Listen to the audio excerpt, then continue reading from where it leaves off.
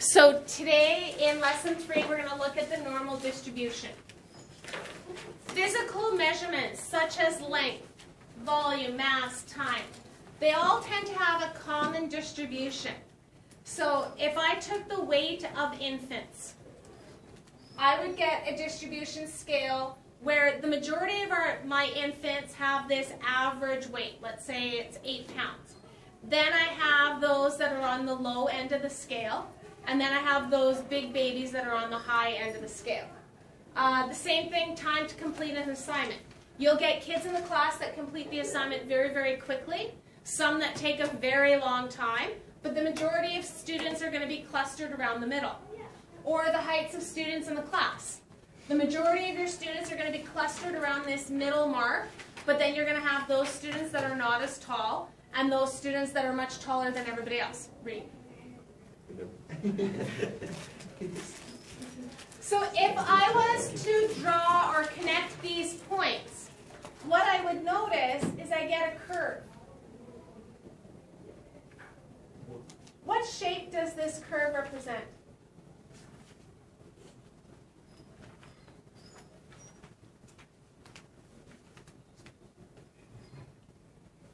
What shape is that?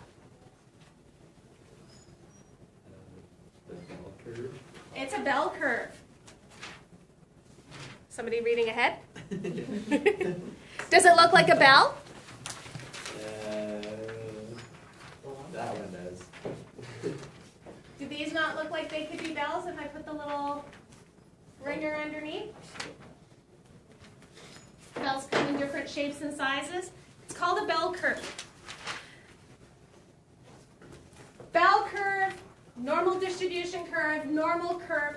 It is used a lot for making predictions in statistics. If I can say that the data that I've collected for this example is distributed this way, I can then extend it to an entire population. So a good example, light bulbs. If I'm testing the lifespan of a light bulb, I can't test every light bulb because in order to test the lifespan of the light bulb, I have to actually burn up the light bulb. So I test a sample. And if I can determine that in my sample the data is distributed normally, I can extend that sample to the entire population. I can do the same thing when I'm coming up with warranties. So when you buy that toaster and it says it's got a 1-year warranty, it's because somebody has tested all of the toasters, figured out the normal distribution curve, and then figured out a warranty such that I don't have to replace a lot of toasters. So when you see a warranty or a guarantee on an item, somebody has tested it and has determined that you don't have a lot of replacement. They don't want to have to replace maybe more than barely 5% of their items. So extended warranty, be very careful of. Because again, the same thing. They figured out how much they're charging everybody for extended warranty. They're only replacing a certain percentage of items. So we're going to look at a manufacturer makes 100-watt light bulbs for Glow-Brite. What they did is they tested 44 light bulbs. And they determined that the mean life was 900 hours and the standard deviation was about 50 hours.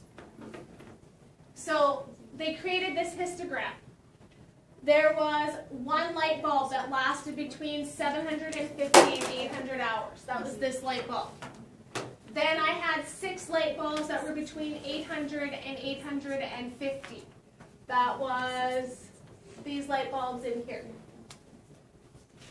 And then I had 850 to 900 and so on. So this histogram represents this information. So how many light bulbs were less than 800 hours? How many light bulbs is that? 1. How many light bulbs between 800 and 850? 6. 850 and 900.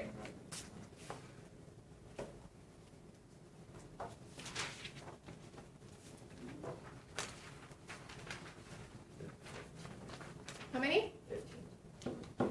And it's the same amount for the 900 to 950 because the bars were even. What about 950 50 to 1,000 hours?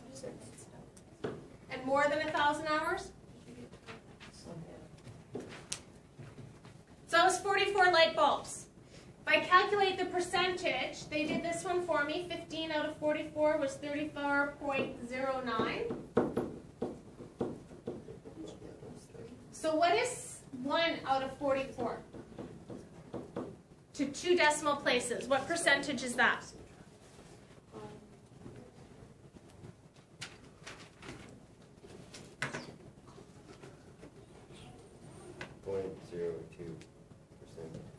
That's not the percent, that's the decimal. Change it to a percent. Multiply by 100. 2.2%. 2 decimal places. 2 what? 7. Okay.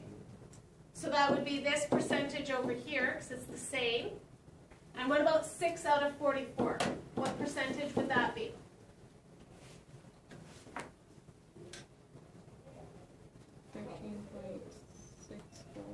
Thank you, Talia. And that would be the same as this one right here.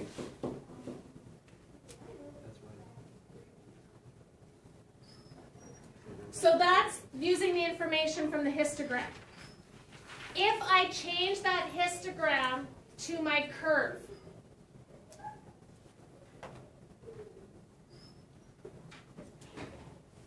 or actually before I change it to my curve.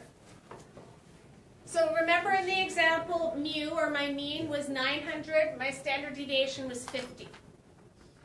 So if I had to write 950 in terms of these symbols, what can I do with 950 to get to 950?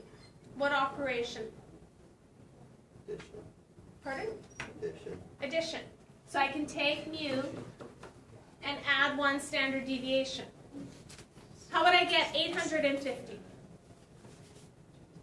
Subtraction. How would I get 800?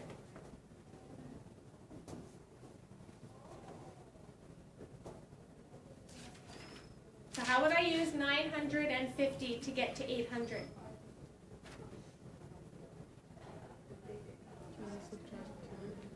Subtract 2 of them. How would I get 1,050? Add 2, or how many would I add? 3.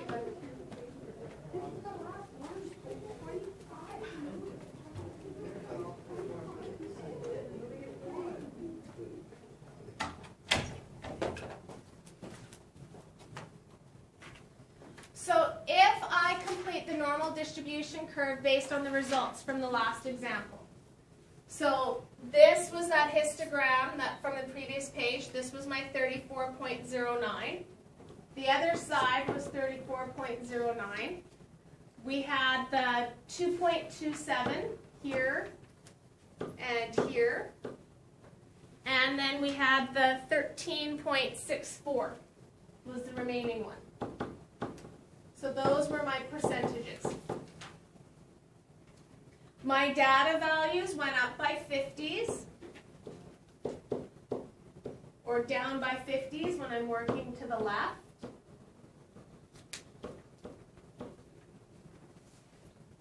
In terms of the number of standard deviations, the mean is 0 standard deviations above and below. This one is 1 standard deviation above, 2 standard deviations above, and 3. This is 1 below. How do I show that? -1. -1. 2 below, and 3 below. In terms of using the symbols, mu and sigma, not sigma, yeah, sigma. There's mu. There's mu plus 1 standard deviation, plus 2, plus 3. If I go the other way, I subtract.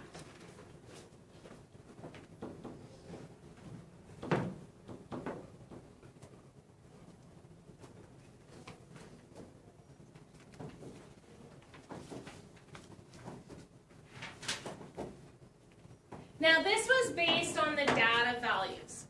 In reality, the figures for a standard normal distribution curve vary a little bit, and we'll outline that on the following page.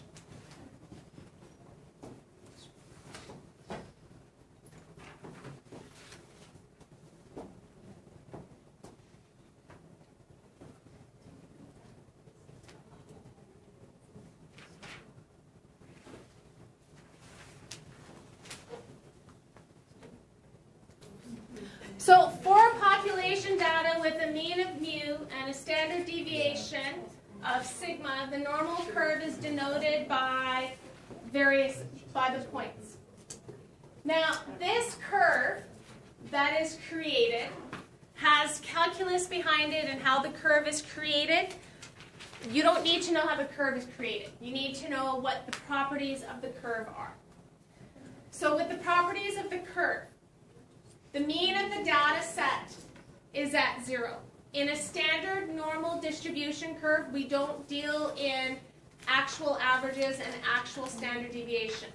We make every mean equal to 0, and every standard deviation is 1 level. So the mean of the data becomes 0, and the standard deviation is 1. Now looking at this curve, how much or what percentage of the data lies above this curve?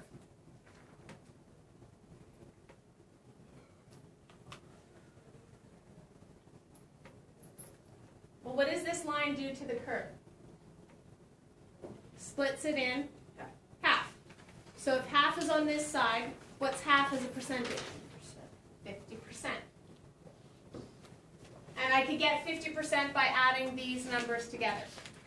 34.13%, 13.59%, 2.15%, and 0.13%. What percentage of the data is within 1 standard deviation of the mean? So 1 standard deviation, what percentage is that together? 34.13 and 34.13. 64. Yeah. 68.26, right? Okay, what about 2 standard deviations? So take this 68.26 and add on these two 13.59s. What do you get?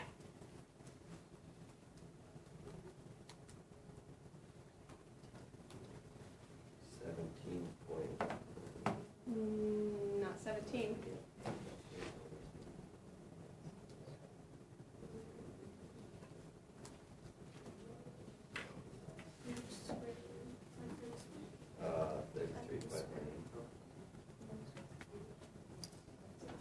So I got 99.44 within 2 standard deviations, and then you said 99.74 within 3. This 0.13 and this 0.13 is not from 3 to 4. It's everything that extends indefinitely to the right and everything that extends indefinitely to the left. Because with that light bulb example, I had a mean of 900 hours. Okay? Well, what happens if one of the light bulbs that I picked burnt out within 100 hours? Well, 100 hours is going to be way over here in terms of the number of standard deviations. Or if I had that one light bulb that lasted for 1,500 hours, it's going to be way over here. So this 13 or 0.13% is those extreme outliers. And then we have what percentage of the data is between 1 and 2 standard deviations? 13.59. And that's between 1 and 2 above or 1 and 2 below.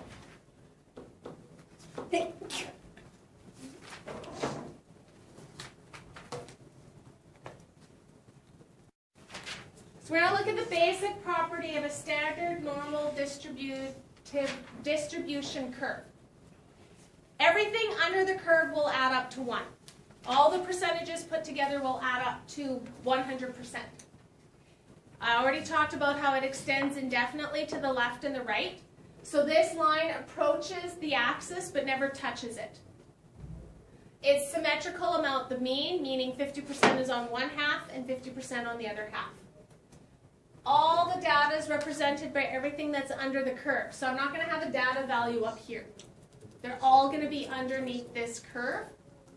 And the mean, median, and mode end up being the same value, which is right here. This represents the mean of the data, the median of the data, and the mode of the data. So a nurse records the number of hours a day an infant sleeps. Creates a normal distribution curve. What is the mean of this curve? Where's the middle? 12 What does that represent? 12 what? hours slept. So the baby sleeps on average 12 hours per day. What's the standard deviation? What am I going up by? 2. So the standard deviation becomes 2 hours. So with that knowledge, I want you to fill in what the values for A, B, C, and D are. So what are the values for A, B, C, and D? What's A? 6, B, 8, C, 16, and D. 18. So what are the percentage of days to the nearest hundredth does the infant sleep between 12 and 14 hours? So on my normal distribution curve, what percentage was within one standard deviation? Look on the previous page. 34 point, is it 13 or 09? Oh, sorry, 13. So 34.13 was right here, which is also right there. What did I have for a percentage within between 1 and 2 standard deviations? What was this percentage from the previous page? Pardon? And this one? 2.15.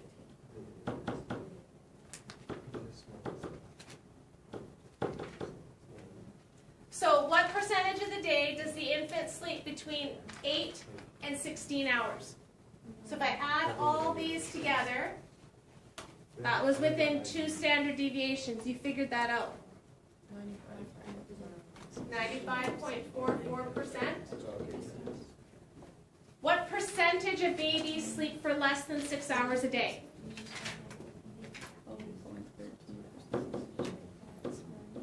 So if I have a baby that's sleeping less than 6 hours a day, should I be concerned? Yeah, because according to the statistics, less than 1% of babies sleep for less than 1 hour a day, or less than 6 hours. So if only like 0.1% of the babies sleep for less than 6 hours, and I have a baby that's sleeping for only 4 hours a day, I definitely should be concerned. Because babies aren't supposed to sleep just 4 hours a day. Likewise, if I have a baby that's sleeping 20 hours a day, I should be concerned for the same reason. Because again, less than 1%, like barely 0.1% of the populations of babies sleep for more than 20 hours a day. But everything else could be considered within that normal range. Can you tell me what percentage of babies sleep for less than 13 hours a day? Yes or no? Wouldn't it be 34.13? Where's 13? Maybe a little bit more, 14. But if I draw this up, does this split the 34.13 in half? Not really. So can I determine the percentage? No. No. Why not? Because it's in between standard deviations.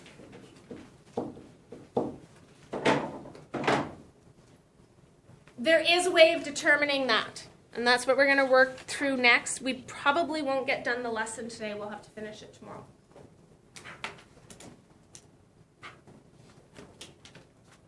To solve this, we use the concept of z-scores. So there has to be a way of determining percentages that are within the standard deviations. I can't just keep everything between 0 and 1, or 1 and 2, or -1 and -2. I have to be able to find those that are part way. So a z-score for a particular data value is the number of standard deviations the data is above or below the mean. So if I look quickly at this diagram, 13 is how many standard deviations above 12? This is one standard deviation. If 2 hours is one standard deviation, what's 1 hour? 0.5. So this would be 0.5 of a standard deviation above the mean. If I wanted to know about 9 hours, 9 hours is how many standard deviations away from 12? 1.5. And because it's below, it would be a -1.5.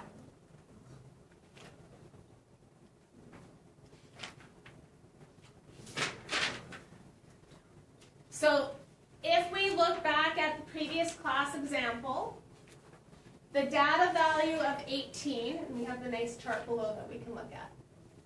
So 18 is 1, 2, 3 standard deviations above the mean. So it would have a z-score of 3. 8 is 2 standard deviations below the mean, which means its z-score would be -2. How many standard deviations is 12 away from the mean?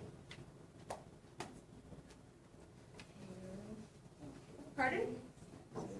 0, because it is the mean.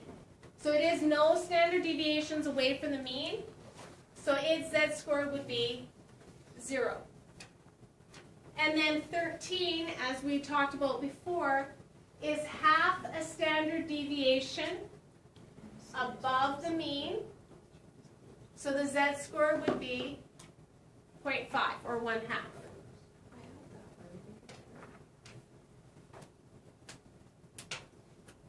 So if I look in terms of mu or in terms of the mean and the standard deviation, we did this already, where we said this was 1 standard deviation, 2, and 3, and then going backwards we subtracted.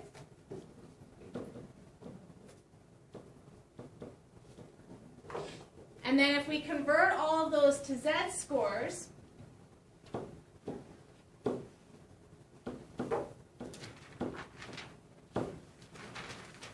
there are my numbers. So with that information, how can I calculate a z-score for 13? Well, the z-score for 13 would be 0.5.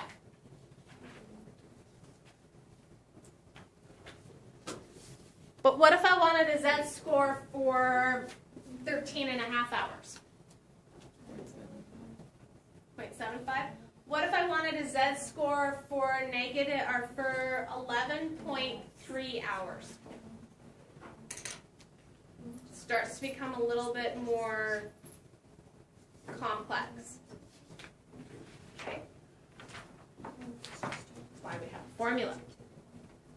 To calculate the z-score, we take the data value, so in our 13 example, 13 minus the average of 12 divided by the standard deviation of 2. So if I had if I had 11.3, it would be 11.3 minus 12 divided by 2. That would give me my z-score. When the z-score is positive, it tells me it lies above the mean. If the z-score is negative, it is below the mean.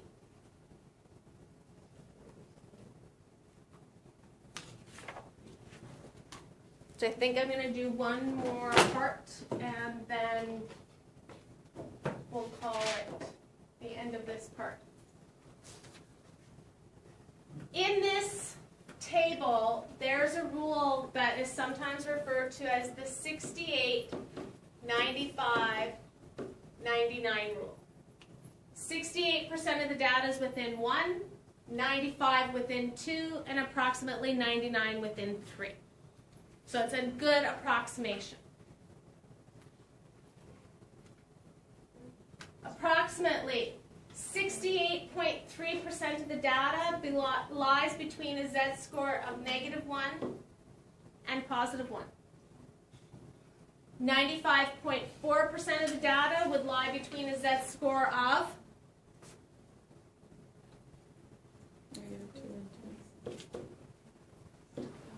and 99.7% of the data lies between what two z-scores?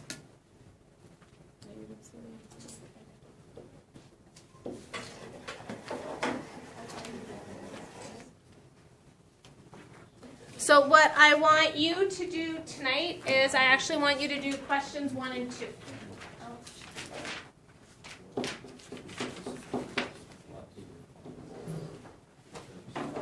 So do questions 1 and 2 first, and then we can continue on with the rest of the lesson.